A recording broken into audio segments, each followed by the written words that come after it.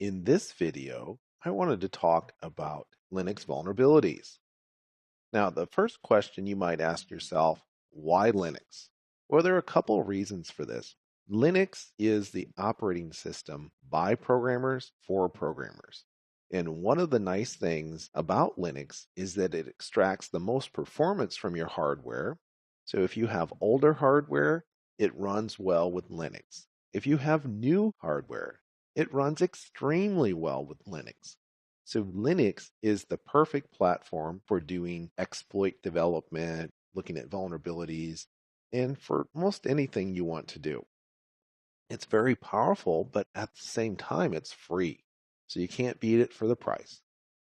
Consequently, a lot of server rooms are running Linux. So if you go to an ISP, there's a very good chance that they're running Linux on their servers. They want to get the most performance they can. They don't want to give a lot of money to a big corporation. Speaking of big corporations, there are a lot of big corporations running Linux. Google has their own version of Linux that's based on Ubuntu. So you might have heard of Gubuntu. That is the Google version of Ubuntu. And there is another version of Ubuntu that would have been called Gubuntu, but it's called Ubuntu GNOME.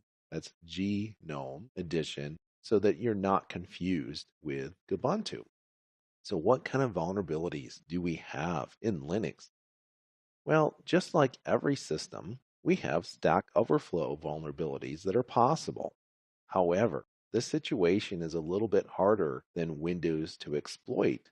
And part of the reason for this is that stack protection is enabled by default in all recent versions of GCC, which is the most common compiler that people use when writing programs for Linux. We've already seen this in some of our examples where you have to disable stack protection in order to get a stack vulnerability in Linux. Also, depending on the version of Linux that you're running, the stack might not be executable. This means that you can't do the standard thing of overflowing a buffer that's on the stack and having that overflow contain your shellcode, which you then call. It's not impossible to exploit a stack vulnerability, it's just a lot harder. So, what about heap buffer overflows? Well, that's essentially the same as Windows.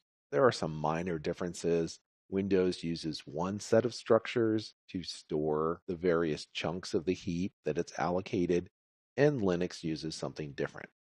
And this is potentially complicated in Linux by non executable memory. So you can have chunks of memory that are listed as non executable. And it's very common if you have memory that is executable, it's marked as read only to prevent these sorts of problems. So, what about format string bugs? Format string bugs are not operating system specific. This is an error in the program, and it's an error in the use of some of the standard libraries. So, Linux is vulnerable to format string bugs, just like everybody else. However, if you use a compiler such as GCC, it will tell you, hey, you could have a format string vulnerability.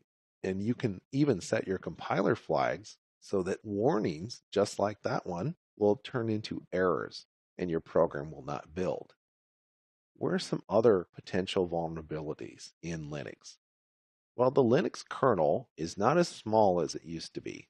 The current kernel is over 19 million lines of code, which sounds like a lot as long as you don't compare it to Windows. Windows is much bigger than this.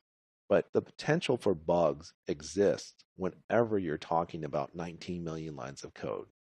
Also, as we'll find, if you exploit a vulnerability in the kernel, that could result in some sort of privilege escalation because you have a privileged process which has been exploited.